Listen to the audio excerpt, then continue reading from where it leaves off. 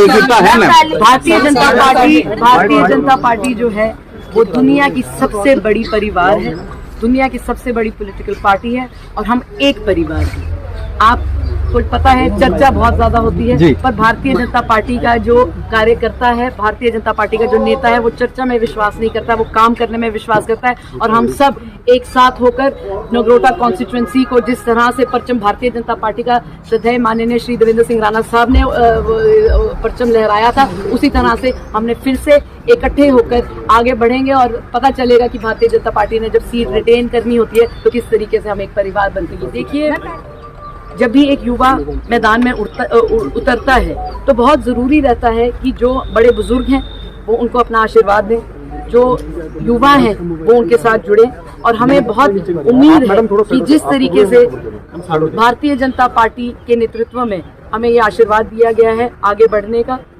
हमें पूरा यकीन है कि पिछले 1 साल में हमने जो कार्य किया है लोगों को पसंद आया होगा और अपना वो आशीर्वाद जिस तरह से उन्होंने हमें पिछले साल से देते आ रहे हैं वो आगे बढ़ते भी देते जाएंगे। आगे तो ऊपर वाले के हाथ में होता है, पर हम ये ज़रूर कह सकते हैं कि हमें आज तक बहुत प्यार मिला है, बहुत आशीर्वाद मिला है और हम फिर से एक बार फिर भारतीय जनता पार्टी को तहे दिल से धन्यवाद करते हैं कि जिस तरह से हमारे साथ बड़े बुजुर्ग, युवा, औरतें, हर तबके के लोग जुड़े थे, उनके ऊपर भी उन्होंने एक आज साहस और दृढ़ संकल्प के साथ आगे बढ़ने का एक मौका दिया है। हम बहुत बहुत शुक्रगुजार हैं और हम उम्मीद करते हैं कि नगरोटा कॉन्स्टिट्यूएंसी में जिस तरह से राणा साहब 4 चांद लगाना चाहते थे वो अभी भी लगेगा। कुछ लोग वहाँ से आए हैं और वहाँ पर कह रहे हैं कि हम इलेक्शन लड़ेंगे और हम जीतेंगे, भाजपा को हम धूल चटा देंगे। कोई रिप्लाई देना चाहेंगे विपक्ष में जो अभी इलेक्शन में बनाए हुए हैं कि हम बाहर जाके यहाँ जीतेंगे? देखिए, ये जो आपका सवाल है इसका जवाब सिर्फ जनता दे सकती है और आज तक भारतीय जनता पार्टी को जो आशीर्वाद दिया है वही बना रहेगा।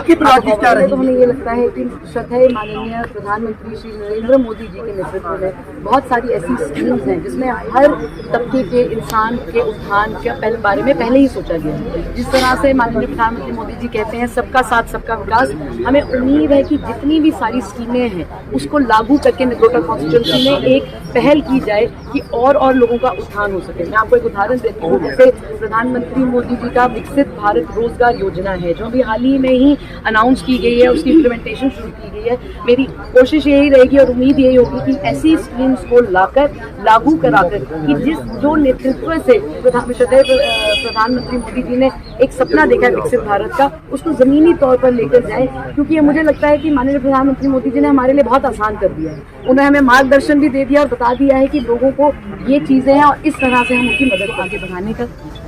और उनके जितने भी सपने थे उसको साकार करने का हम नगरोटा वासियों को ये आश्वासन